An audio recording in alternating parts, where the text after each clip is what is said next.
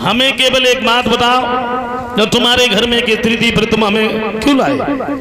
और हमें इस घर में नहीं रहना जिसमें हमारी सौत रह रही हो। खड़े खड़े चेहरा की तरफ मत देखो, मेरा डोला वापस करवा दीजिए। समझ गए आप?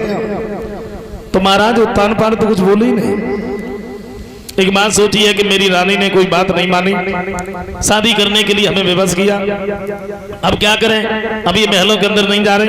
उधर सुनीत ने सुना हमारे महाराज शादी करके तो लाए हैं, लेकिन वो घर में नहीं आ रही अंदर। तत्काल ही निकल करके सामने पहुंची हैं, सुरुचि के नजदीक पहुंची और जवाब दिया, बहन मैंने ही तो अपने पति का विवाह करवाया, और विवाह मैंने ये सोच करके करवाया हमारे गर्भ से कोई संतान नहीं हुई।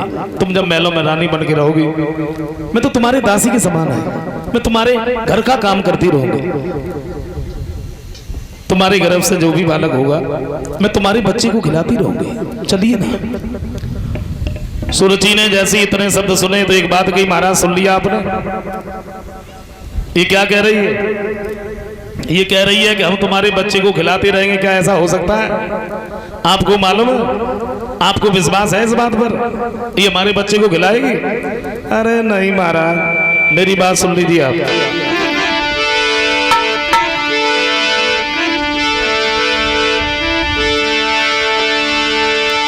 सुन लो राजन तुम कान खोल, और ये कुलवंती क्या कहती है? बूढ़ी बिल्ली भगतिनी बन की सचरिया घर में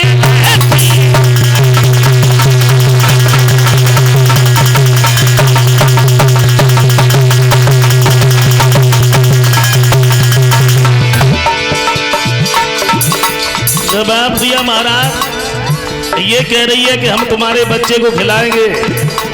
ऐसा हो सकता है? अरे ना जी ना, बिल्कुल नहीं।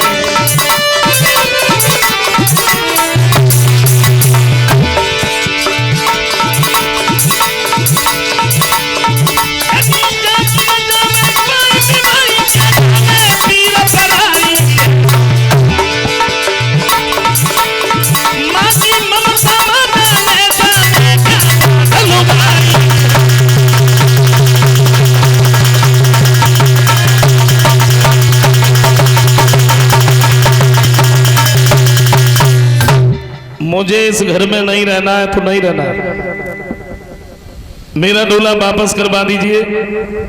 नहीं रहना मुझे। सुनीत कहती है, बहन ये तुम क्या कह रही है?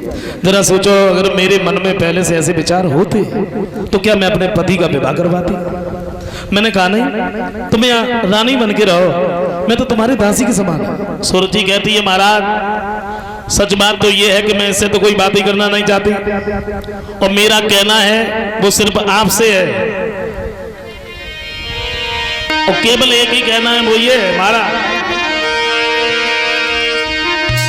हाँ मैं कभी उठने डोला से पहले जा धोती को दे होने का अब उसे घर में पहली सोती को दे होने का कभी उतरे डोला से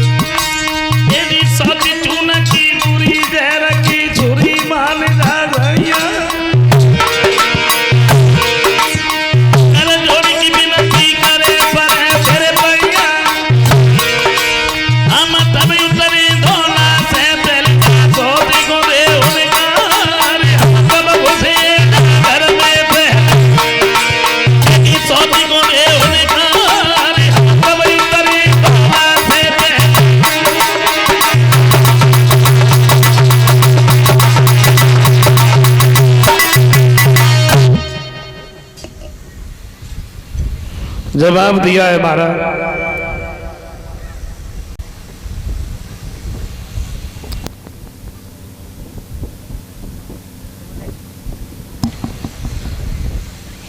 मुझे इस घर में नहीं रहना है तो नहीं रहना है। तो सुनीति कहती है, बहन कोई बात नहीं, अगर तुम मेरे रहते हुए नहीं रह रही हो तो मैं यहाँ से चली जाऊंगी। बोले चली जाना, पर ये खड़ी खड़ी आंसू किसे दिखा रही है? उन आंसुओं का मुझे कोई दुख नहीं है। जा रही है तो चली जा, रहना है तो महलों में नहीं, गांव के बाहर तेरी एक झोपड़ी डलवा दी जाएगी, उसी में एक चक्की रखवा दी जाएगी। सारे दिन तू काम कर, एक शेर जो तुझे मिलेंगे अपने हाथों से पीस, रोटियां बना, नमक के साथ में खा, तो मैं रह सकती हूँ, वरना मेरा डोला वापस करवा दीजिए। सुनीति कहती है बहन, अगर मेरी किस्मत में यही लिखा है तो उसे कोई नहीं टाल सकता। सुरुचि ये महलों में रानी बनकर के रहने लगी। सुनीति गांव के बाहर झोपड़ी डलवा दी, सारे दिन काम करती है। धीरे धीरे जब समय बीता है, सुरुचि के भी गर्भ से जब कोई संतान नहीं हुई, रात का सेघर हो गया। मैंने अपने पति का विवाह करवाया, लेकिन फिर भी कोई संतान नहीं। अब तो मेरे ऊपर दुख ही दुख है, दुख के अलावा और कुछ भी नहीं। इससे अच्छा तो ये है कि मैं अपने प्राणों को दे दूं। और इसी बात को सोच करके सुनीति उस झोपड़ी से निकल के चली है मरने के लिए जंगल की तरफ। आंखों से आंसुओं की धारा बहती जा रही है, रो रही है, सोचती जा रही, परमात्मा मुझे नहीं मालूम था कि क्या खबर थी हमें एक बेटा बिना जीवन मेरा धूलिए मिल जाएगा।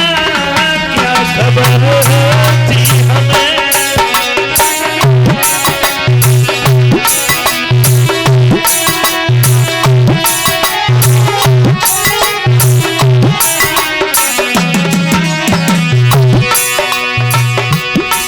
सोचती हुई जा रही है। पहला दुख तो गोदी खाली रही,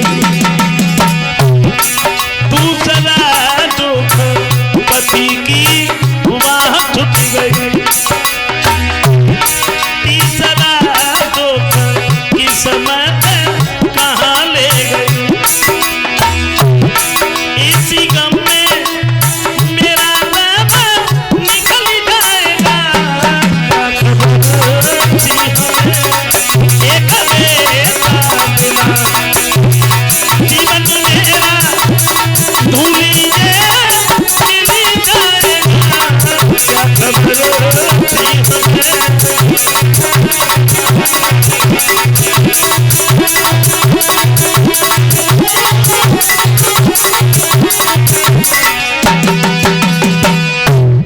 सुनीति